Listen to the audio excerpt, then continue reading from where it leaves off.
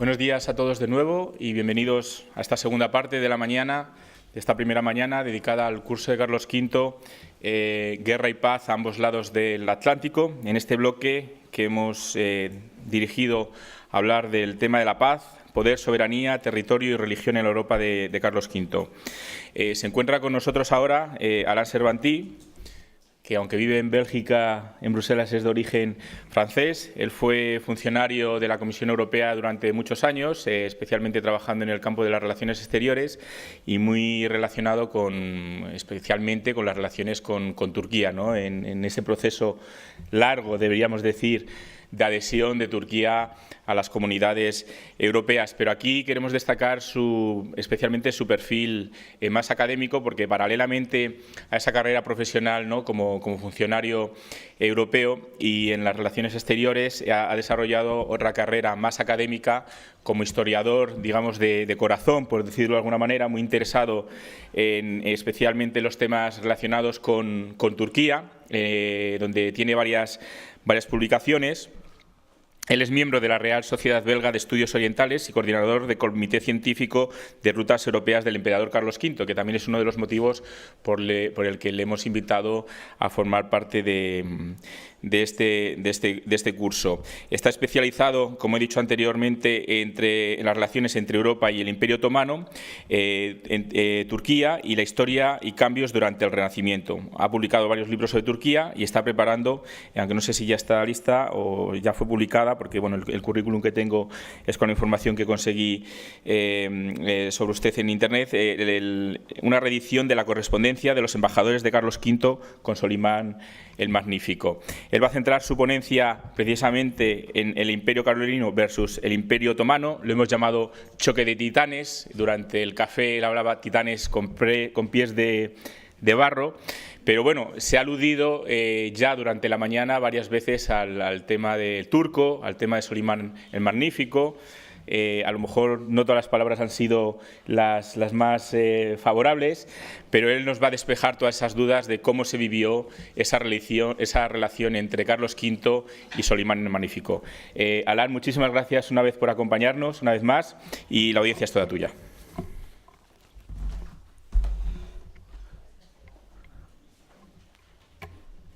Okay. Muchas gracias por invitarme a este sitio. Y el título Choque de Titanes, estaba de acuerdo, pero es un Aquiles con pies de barro, como dices, porque son dos imperios con mucha heterogeneidad. Porque, por ejemplo, si tomamos el imperio de Carlos V, son relaciones con las mujeres, son bodas. Por ejemplo, es la famosa frase que dice Félix Austria tu nube. Tú tienes que casarte y tú tienes así la hermana reina de Hungría, el abuelo emperador, la otra hermana reina de Dinamarca, la tía gobernadora de los Países Bajos, la otra tía reina de Inglaterra y sucesivamente dos hermanas reinas de Portugal. Entonces no es un imperio como el imperio turco. El imperio turco, el imperio de Oriente, es un imperio de conquista y territorios muy lejanos. Vamos a ver. Un poquito más. De imperios muy lejanos, de Estambul hasta Hungría, hasta Egipto. Y el padre de Suleimán, Selim, había conquistado Egipto y llevado de Egipto a Estambul el califato. Pero es un imperio de pueblos muy diversos, de culturas, de religiones, y por ejemplo cuando Isabel la Católica decidió de expulsar a los judíos de aquí, se fueron al Imperio Otomano. En el Imperio Otomano había ninguna obligación de convertirse al Islam. Bueno, y cuando empecé a hablar del imperio o de los dominios, los reinos de Carlos V, había la principal fuerza de unificación era la Iglesia Católica, pero hemos visto un poquito antes con Lutero que la Iglesia Católica era en vía de explosión, de desagregación. Y generalmente los historiadores hablan de conflictos, de guerras, pero si queremos mirar a las relaciones entre Carlos V y Suleimán, se pasa mucho más tiempo a negociar que a choques. Y si vemos que los choques son más escaramuzas que reales choques. Otra cosa es que Magdalena nos habló un poquito de globalización y del viaje que va a hacer Magallanes en el sur del mundo. Hay otro historiador americano, que explicó que esos conflictos fueron los primeros conflictos globales mundiales, porque ponen juntos todos los estados del mundo. Y bueno, vamos a empezar cronológicamente. Bueno, hemos dicho que a los 15 años Carlos V está emancipado y se organiza como tradicionalmente en todos los Países Bajos entradas joyosas en varias ciudades y en Brujas organizan una entrada joyosa con el emperador que está matando a moros o turcos. Sí. Pero hay también en la historia de Carlos V la historia de su familia. Y su bisabuelo, Juan Sin Miedo, que había perdido la batalla de Nicópolis contra los turcos y fue preso un año en Iznik, cerca de Estambul. Y su padre tuvo que pagar mucha plata para volverle. Pero había vuelto con vestidos turcos al castillo de familia de Borgoña. Y después, cuando los turcos tomaron a Estambul, Felipe el Bueno había organizado la Orden de la Toisón de Oro y organizaron un banquete muy famoso del Faisán a Lille, donde prometieron todos de luchar contra los turcos y deslibrar Estambul, Constantinopla. Bueno, entonces esa es la historia. Entonces, cuando Carlos V fue coronado emperador en 1520, había prometido de luchar contra los turcos y contra los... Pero la historia más importante empezó 2 años después. Suleimán el Magnífico tomó la isla de Rodos, donde había los caballeros de San Juan. Y los caballeros vinieron a Carlos V para pedir otro sitio. Ahí tomó 8 años antes que Carlos V dio la isla de Malta y la ciudad de Trípoli a los caballeros. Eso es la versión de Europa, la versión turca. Y te dice que habían unos barcos que estaban esperando no sé dónde en Provenza para ir a Rodos, pero nunca salieron de los puertos. Entonces, Rodos ha vuelto turca. Dopo, bueno, se conoce la batalla de Pavía y Francisco I, o la madre de Francisco I, que manda un embajador a Suleimán para pedir ayuda. Y el año siguiente, el 29 de agosto de 1526, la batalla de Mohacs, donde los turcos organizan el rey de Hungría, Lajos Luis, que hemos visto, que era casado con María, murió, y los húngaros dicen que es la batalla, la peísima de toda la historia de Hungría. ¿Es mejor? Esto funciona mejor. Okay. ¿Aló? Bueno, María ha vuelto a Bruselas, pero tenía mucho interés en algunas mineras que tenían su contrato de boda, de esposa.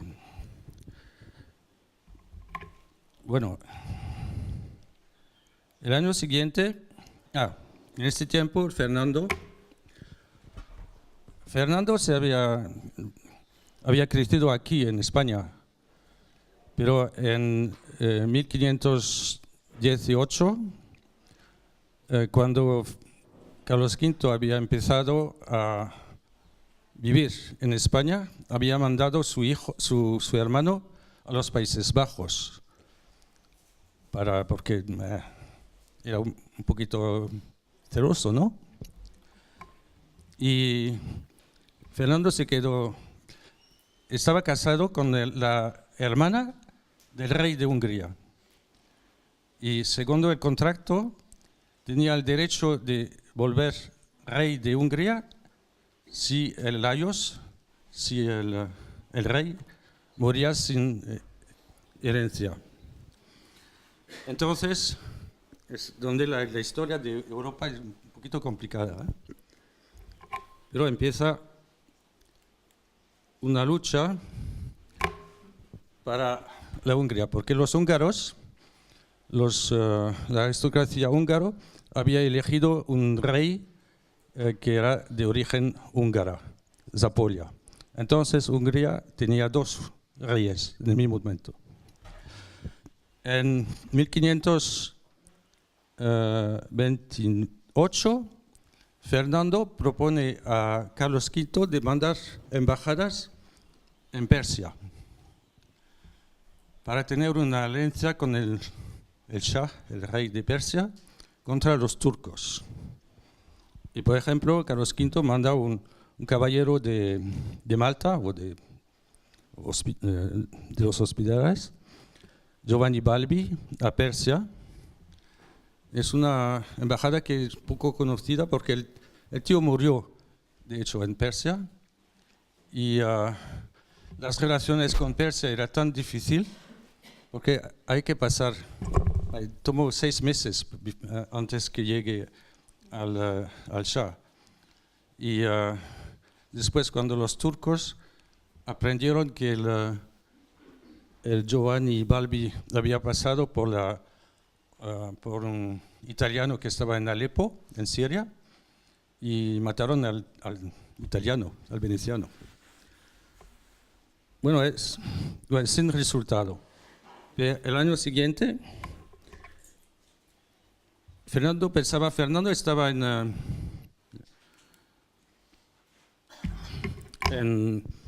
había tomado el control de Austria y pensaba que los turcos querían organizar una campaña. Entonces, había que organizar la lucha contra los turcos Y en el mismo tiempo quería tomar una ayuda de los alemanes. Hubo muchas discusiones en lo que llaman la Dieta, el Parlamento del Imperio Alemán, pero eran también los primeros años del luteranismo, como hemos oído. Eso es un grabado de Dürer que representa por un lado un dragón, pero las cabezas del dragón son una cabeza de los turcos, otra cabeza de la Iglesia Católica, y con la prostituta de Babilonia. Entonces los alemanes empezaban a decir, no queremos hacer una lucha contra los turcos, porque la Iglesia Católica es peor que los turcos.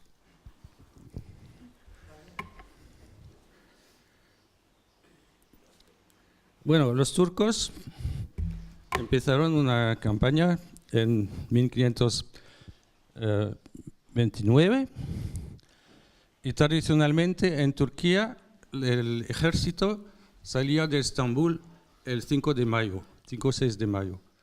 El 5 o 6 de mayo es la fiesta de San Jorge, era una fiesta del Imperio Bizantino que los turcos conservaron como fácil. Era también para la fecha de la salida de las flotas, de las armadas turcas, de los puertos. Pero ese año había muy mal tiempo. Entonces el ejército salió, Carlos V estaba aquí en España, había dado las cartas de credencial a Balbi para ir a Persia y había empezado también un movimiento de paz con el Papa.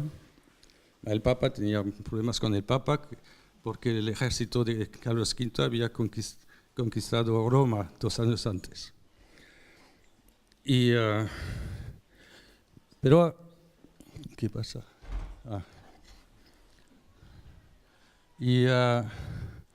Bueno, hubo muchas lluvias ese año. Y se dice que Suleimán había salido de Estambul con un ejército de más de 100.000 personas y 30.000 caballos y también camellos. Pero en lo que es Bulgaria había tantas lluvias que los soldados tuvieron que salir a los árboles y tenían serpientes en las orejas. Bueno, llegaron solo en agosto en Hungría. ¿Qué pasa?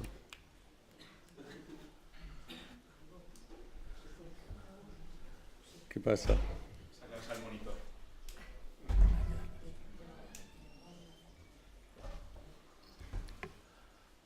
Del otro lado, sí. Ya está. Ok. Bueno, antes, ya. Y Suleimán estaba en Hungría y en vez encontró el otro candidato rey, Zápolya, y organizaron una coronación de Zápolya que terminó con gritos Allah Akbar, Allah Akbar. Era en principio un rey católico. Bueno, y continuaron hasta Viena, pero llegaron a Viena en octubre. Y tenían barcos que se llamaban yazades en el Danubio, pero pasando el ejército de Fernando supo a destruir todos los barcos. Entonces los turcos llegaron a Viena sin canones. Y en octubre empezó la nieve. Y después de 3-4 semanas decidieron devolver porque tuvieron que comer todos los cabellos. Entonces fue el primer asedio de Viena sin suceso. Esa es la versión turca. Eso es Suleimán. Y tenía un gran visir con gustos que era de origen veneciana y con gustos occidentales. Carlos V fue coronado a Bolonia por el Papa y el gran visir había pedido una corona del mismo tipo, una tiara, en Venecia, porque Venecia era el sitio donde se hacía todo nuevo y rico. Bueno, en aquel tiempo hemos hablado antes de la flota de la Armada de Carlos V, y Carlos V había nombrado amiral de su flota, de su armada, Andrea Doria, que era un genovés, que había trabajado antes con los franceses, pero los genoveses trabajan con todos.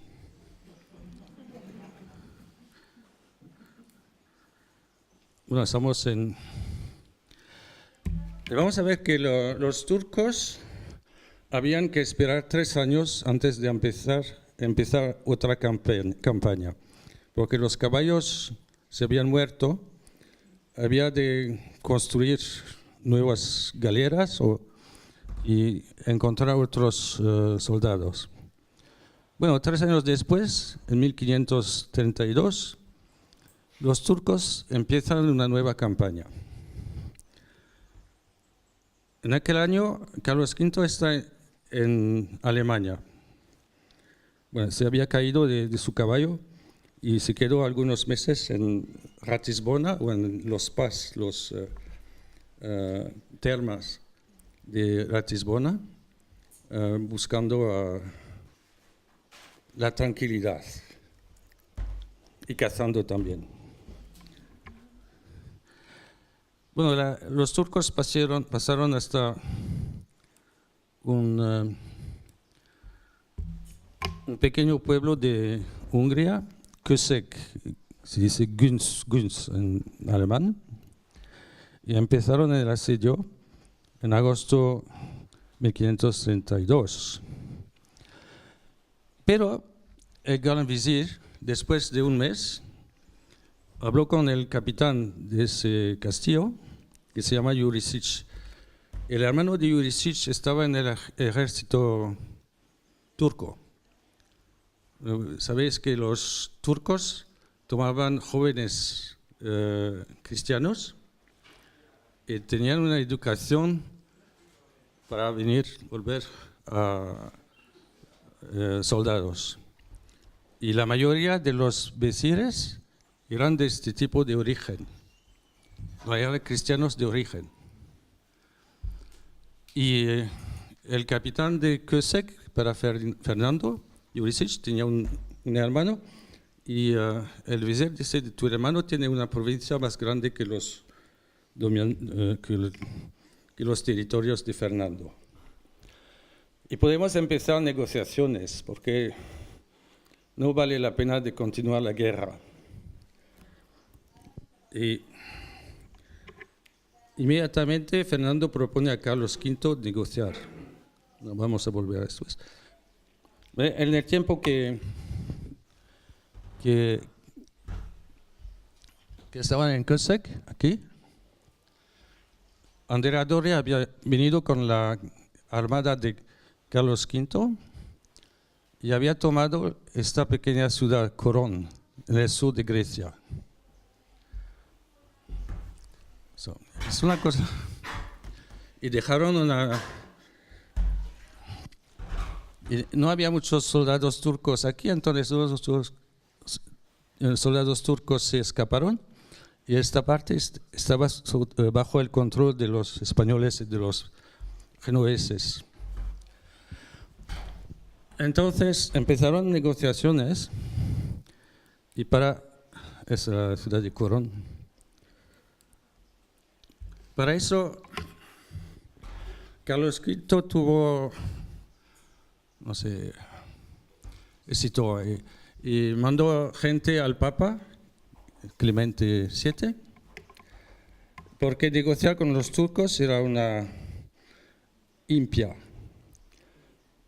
Pero había mandado a alguien a Clemente para tener la permisión de negociar con los turcos y a saber que al final, si las negociaciones fuesen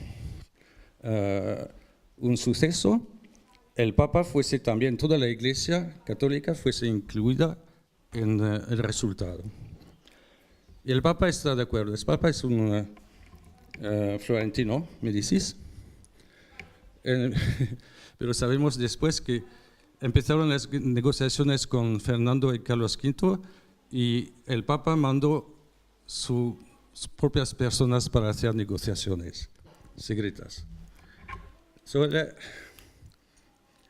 Y Carlos V mandó un flamenco, Cornelio Duplicius de Scheper, nacido en Newport, en Flandes, y había estudiado a Lovaina con Erasmo.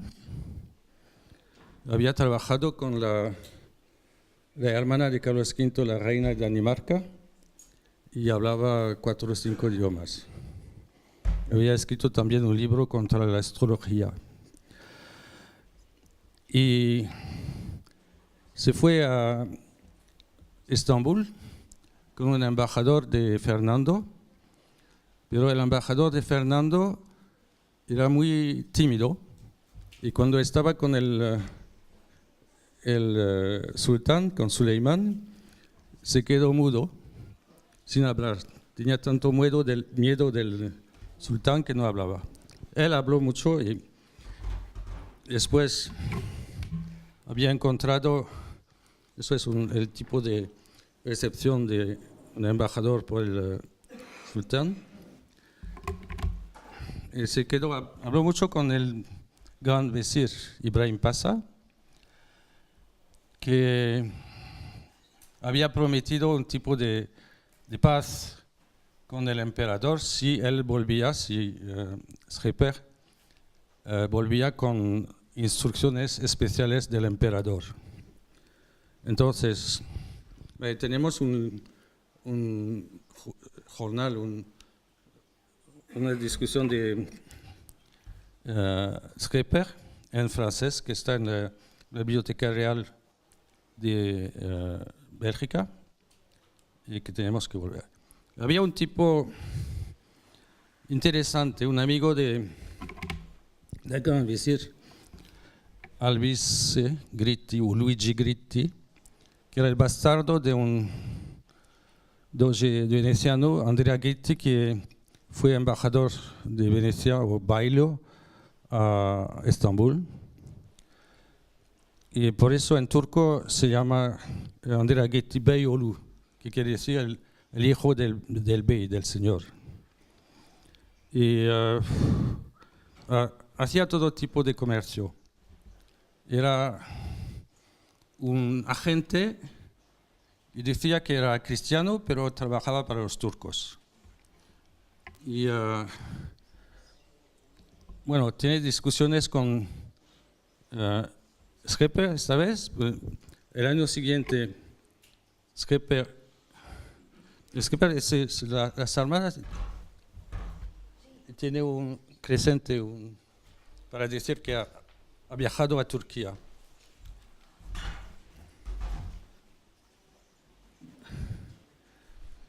En el mismo tiempo,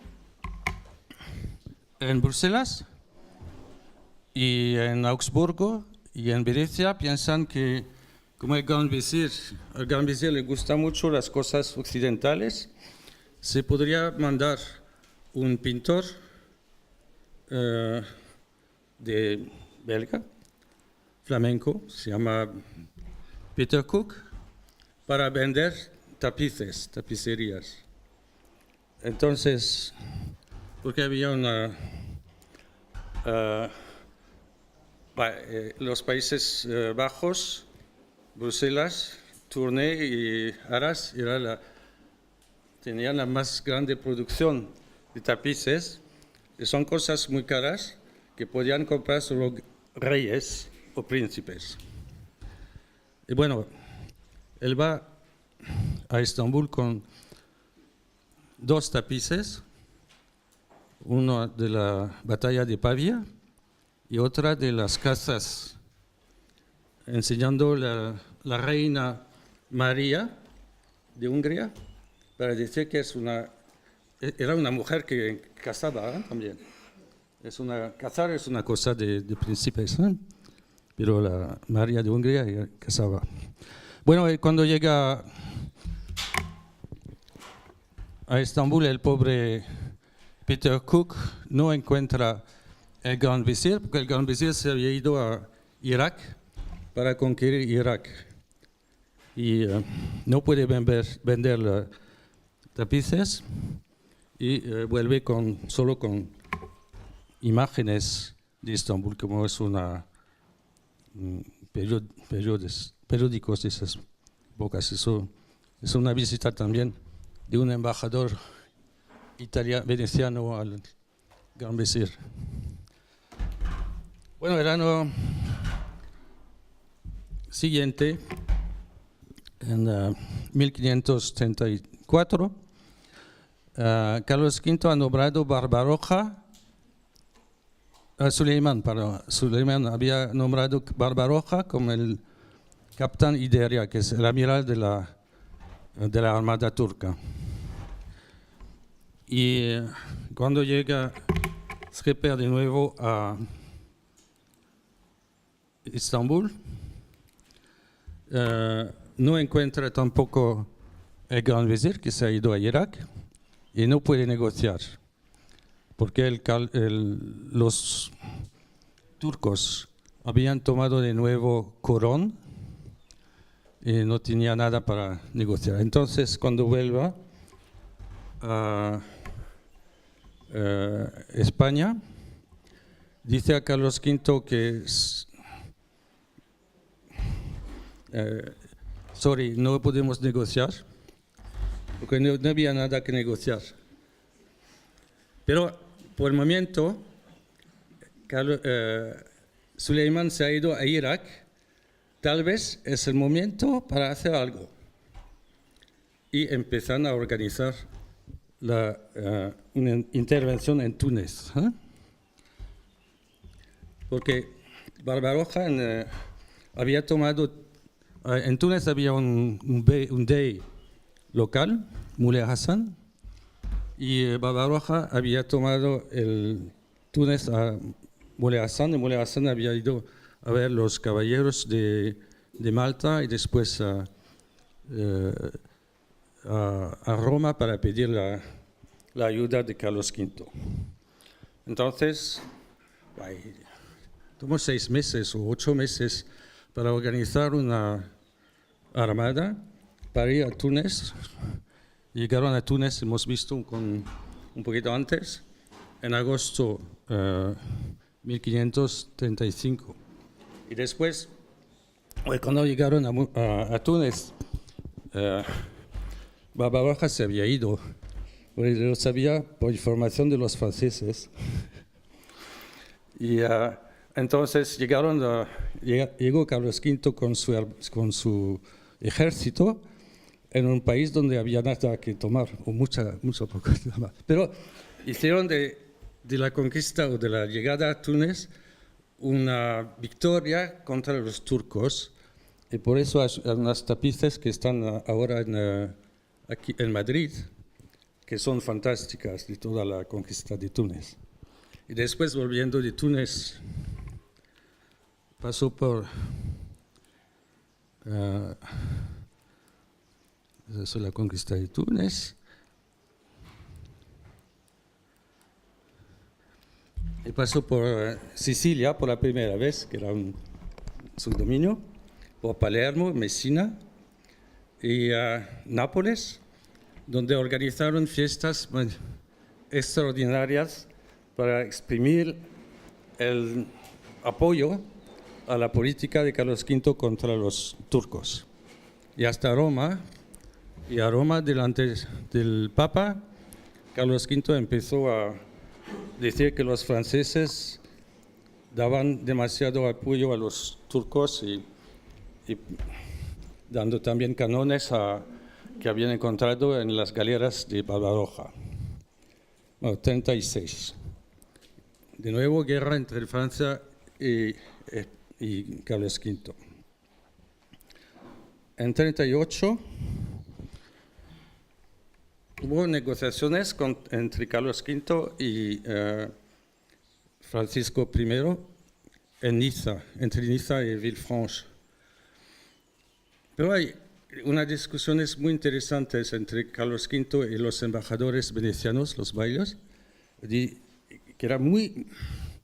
Dice que hay que organizar una cruzada, contra los turcos. Y antes, en una de las relaciones de Schepper, cuando Schepper pasa por la viaja de Estambul hasta Viena por lo que es ahora Serbia, dice que la gente está lista para revoltarse contra los turcos. Y hay muchas informaciones, vamos a ver después, que tiene por espías que están en Nápoles, que están en Venecia, que pasan por Sicilia. Entonces está listo para hacer una operación más fuerte contra los turcos. Pero muere la emperatriz. Y la emperatriz le dice que hay que acabar eso.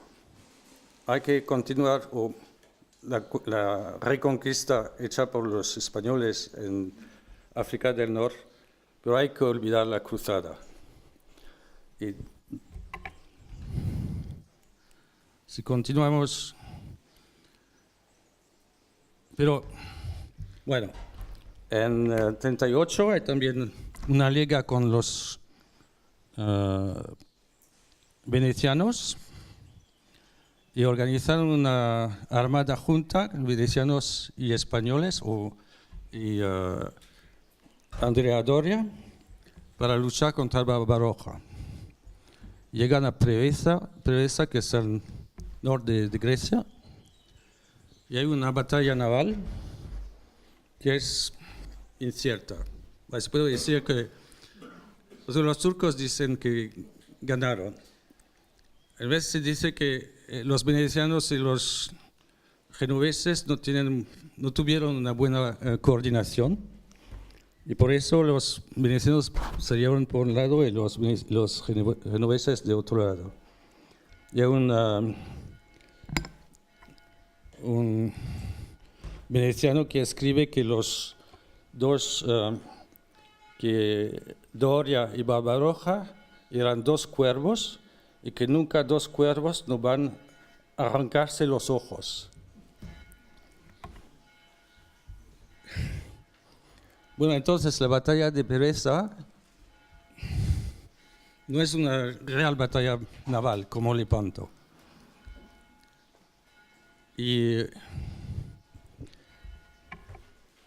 Pero no permite de continuar la cruzada. En septiembre, inmediatamente después los venecianos decidieron de dejar la alianza con Carlos V, mientras la armada de Doria conquistó un pequeño pueblo que se llama Castelnuovo, que está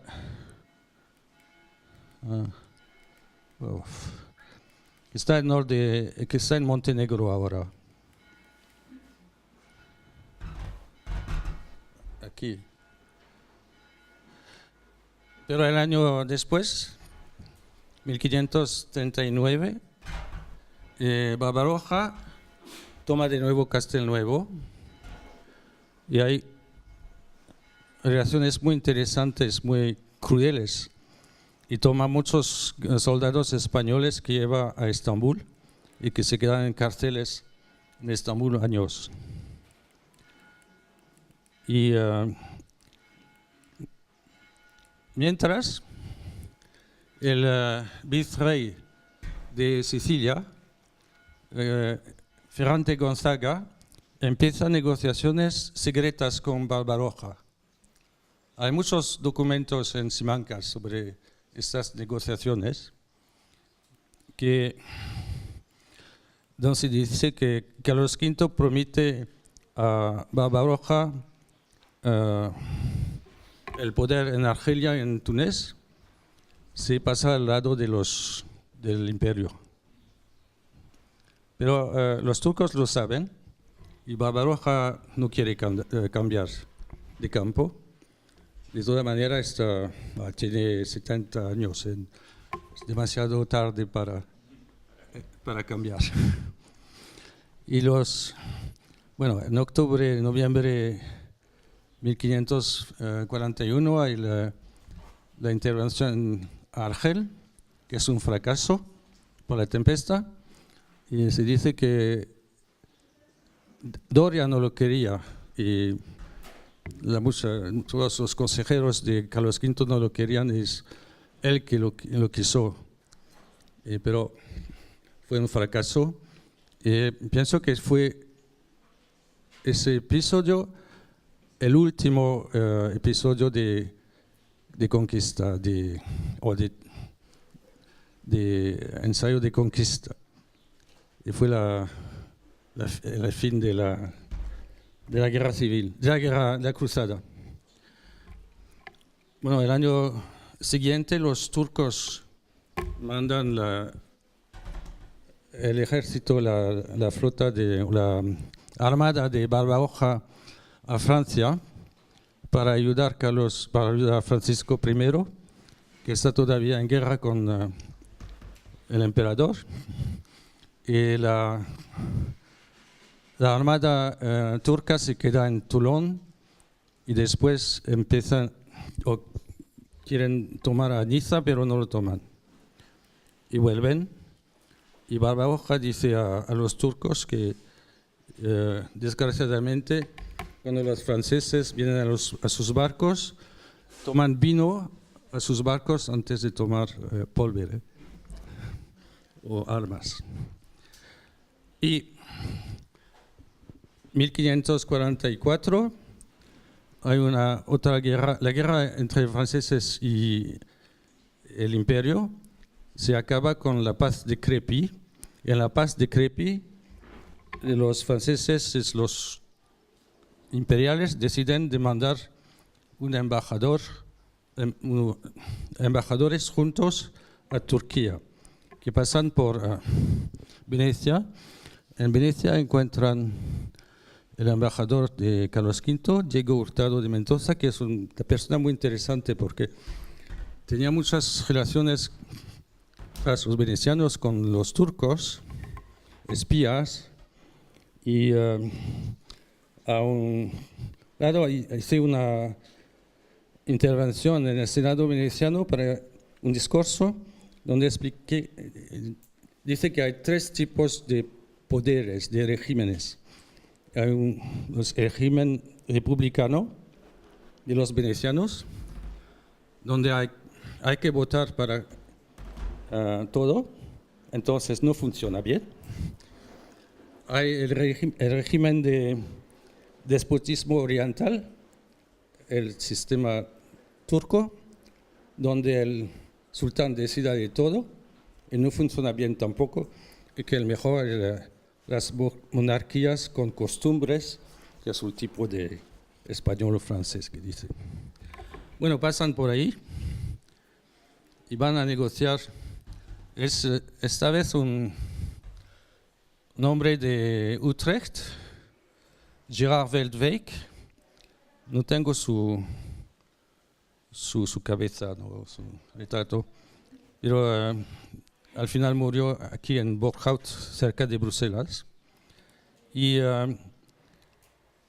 llegan una primera vez en 1545 a Estambul y vuelve con una relación a Carlos V que dice razones y signos por los cuales se puede comprender que los turcos son propensos más a hacer paz que guerra.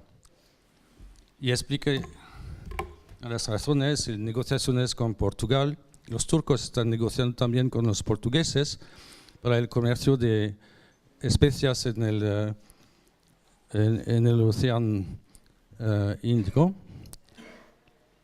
Que los turcos no tienen desconfianza a los franceses después de la expedición de Niza, que los franceses son cobardes. En francés dicen de poules mouillées, gallinas mojadas, ¿o se dice? Que Suleimán está harto de las guerras y el gran visir Rustem Pasha dice que las guerras de los cristianos son solo un pasatiempo, se hacen en casa porque muy cercana, con toda comodidad, y cuando es mucho más difícil para los turcos que quieren, como expliqué, salir de Estambul para ir a Viena, 3 meses, 4 meses de camino, y llegan en invierno, sin nada para alimentar a los caballos. Y otros visires, como Ahmed Pasha, dicen, nosotros somos hijos de cristiano, ya porque hay que hacer la paz entre nosotros, porque somos hermanos, más o menos.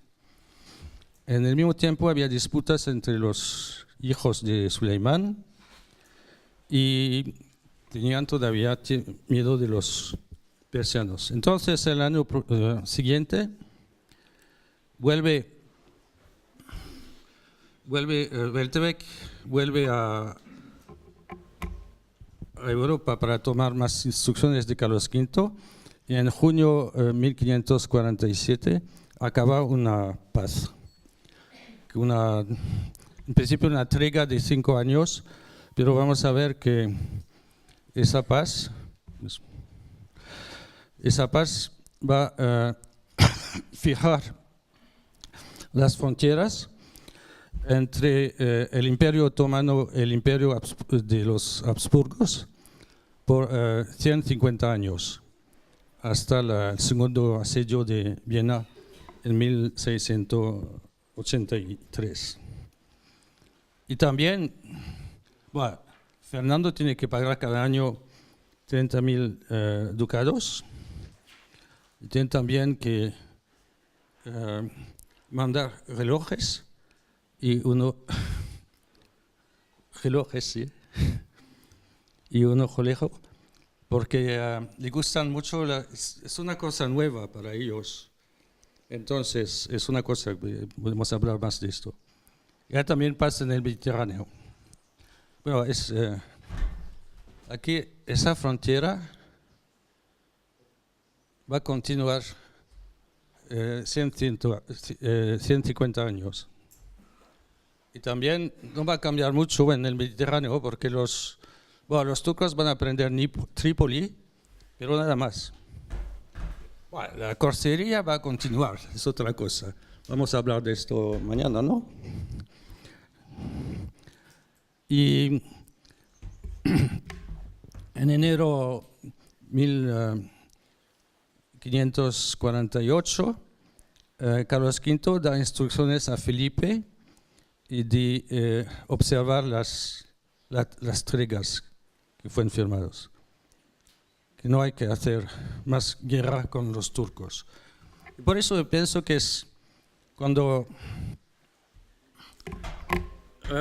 Brodel escribe que la cruzada se acabó con Felipe, no se acabó antes, se acabó con Carlos V. Es una cosa extraña que cuando Carlos V ha venido aquí a Yuste, tenía en su habitación, según algunos historiadores, un grabado de Estambul. Y no sé cuál, no sabemos cuál, pero eso es el más famoso de esa época. Es un grabado de la cosmografía de Münster.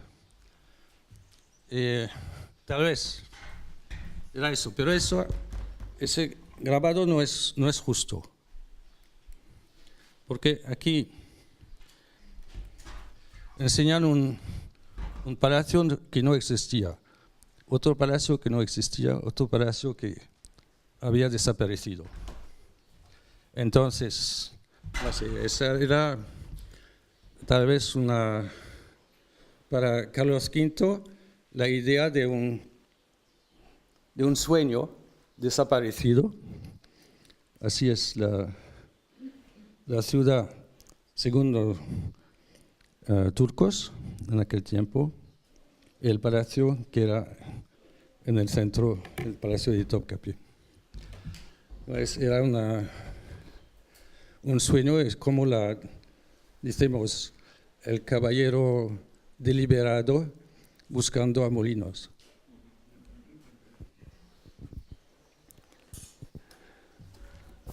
Muy bien, pues muchísimas gracias.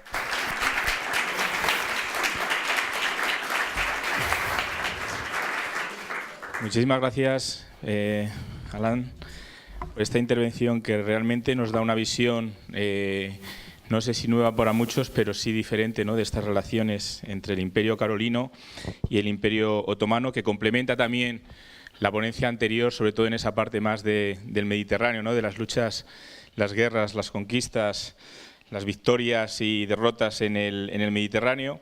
Me he quedado con ese detalle que has mencionado, que me parece en parte romántico, pero también bonito, ¿no?, como es su mujer, Isabel, el que le dice, deja ya la cruzada, ¿no?, y céntrate en lo que te tienes que centrar, pero también con esa frase que se ha visto en pantalla, en el que se decía que los turcos buscaban la paz y que eran más propensos a la paz, y donde también se ve esa fatiga de Solimán el Magnífico por la guerra. El año después, Solimán Magnífico se fue a pasar 6 meses en un termal.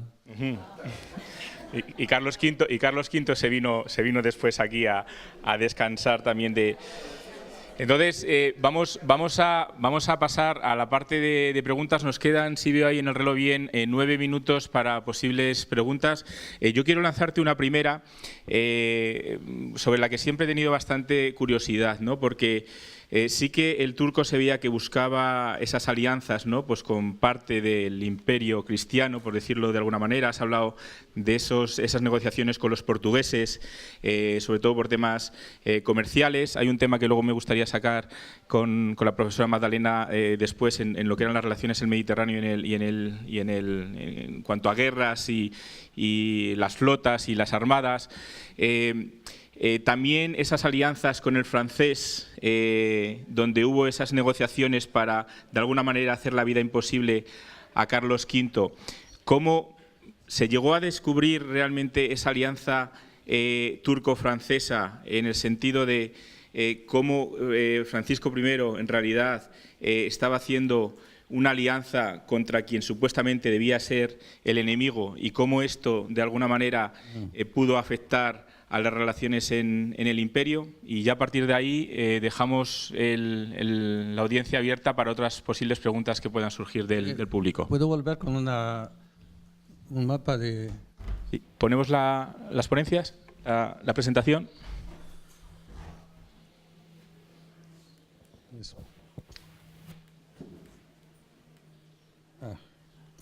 Hay que explicar un poquito con mapas. ¿Ves que se puede ver aquí que el reino de Polonia tenía una paz con los turcos? Habían negociado antes que los franceses, antes que... Bueno, entonces los franceses, por ejemplo, en el año 34 tenemos relaciones de embajadores de Polonia que están negociando con los turcos sin problema. Había una paz aquí.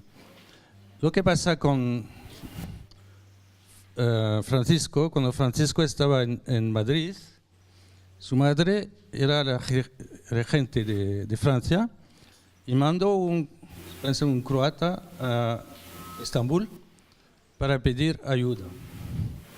Y la primera fue la intervención en Hungría.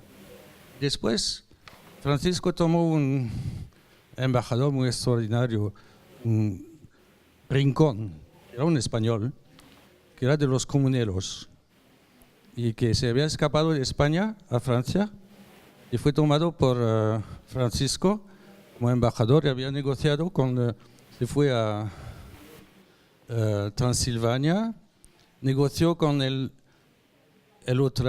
Zápolya, el húngaro que pretendía ser rey de Hungría, y con los polacos un tipo de negociación es Francia, Polonia, Transilvania, y con los turcos contra Carlos V. Por ejemplo, en 1529, la madre de Francisco negocia con la tía de Carlos V, Margarita, en la Paz de las Damas, en Cambre. Pero en el mismo tiempo, Carlos V ha mandado un embajador por Alepo a Persia. Y Francisco manda su Rincón todavía a Polonia, Transilvania, así. Y no reconoce que Fernando es el rey de Hungría. Bueno, toma mucho tiempo hasta la paz de Crepy en 1544. El Rincón fue matado. El embajador de Francisco fue matado en el Po por el duque de Guast, que era el gobernador de Carlos V en Milán. Entonces, otra guerra. Me hace pensar un poco en el presente, ¿no? Donde tenemos una Unión Europea que supuestamente podría compararse a ese imperio de entonces y donde luego cada país va por su cuenta, ¿no? A la hora de negociar sobre todo las relaciones exteriores. ¿Preguntas del público? ¿Alguna duda? ¿Alguna cuestión que haya surgido? A ver, tenemos por aquí. Hola, muchas gracias por la conferencia. Yo soy Alain, como usted. La pregunta que tengo que hacer es la siguiente. En la batalla contra los turcos, el enfrentamiento constante contra los turcos, concitó, digamos, o fue una causa imperial, una causa que concitó el apoyo de todos los territorios, teniendo en cuenta que había varios frentes, el Mediterráneo, el centro de Europa, o podemos decir que más bien fue un interés familiar de los Habsburgo y que no, digamos, cada territorio del imperio tuvo un interés distinto, una implicación distinta en esa causa. Sí. Bueno, podemos tener el mapa, por favor. Bueno, por ejemplo, cuando el embajador de Carlos V pasa por aquí, vuelve por las carreteras, dice que los turcos están construyendo una nueva carretera para venir a Albania y piensan que va a conquistar el reino de Nápoles y hasta Roma. Y de hecho, sabemos que los turcos empezaron un asedio de Corfú cuando tenían una guerra con los venecianos en 1538. Y un asedio que se quedó sin resultado, porque Suleimán se había ido a Albania. Hay que saber que el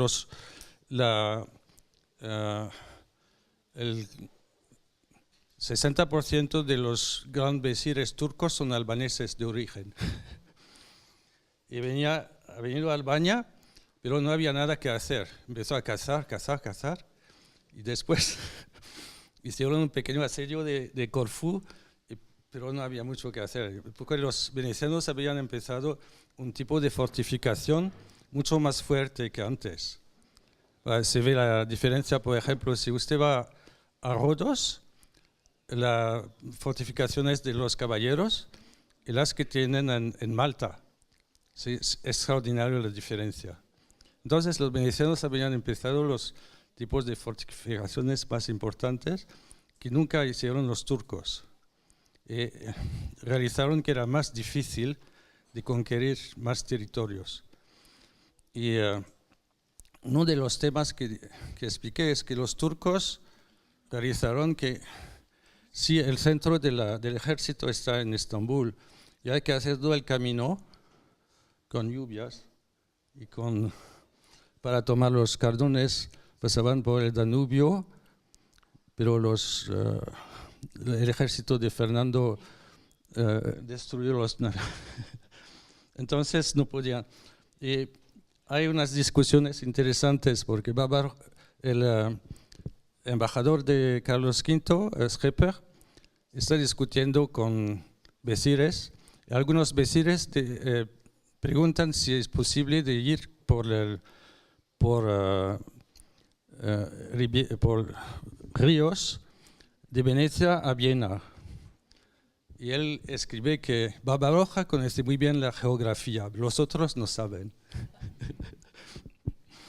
Y por eso pienso que los turcos habían realizado que era un imperio demasiado grande, que no podían controlar todo.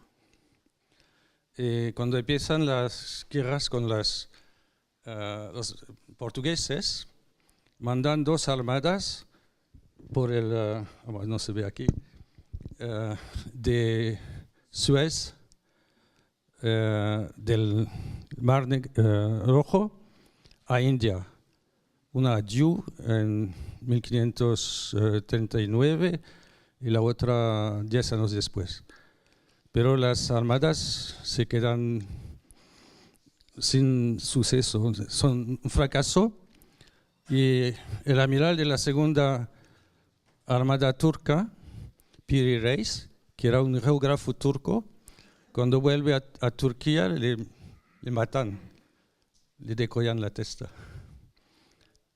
Porque la cabeza, por eso que pienso que los turcos habían a la límite extrema del poder del ejército. No podían ir más lejos. Aunque, como dije, no había problema de religioso, porque no obligaron los cristianos a convertirse. En contrario, toman todos los judíos que vienen de aquí, de España o de Portugal. Y después, en los años 1560-70, cuando en Francia o en los Países Bajos hay guerras religiosas, algunos de los vezires dicen al embajador francés: ¿por qué ustedes no tienen más tolerancia que nosotros?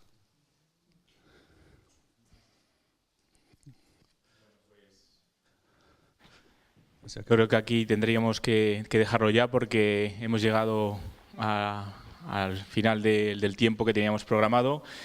Así que le damos un gran aplauso al profesor Servantí por su conferencia.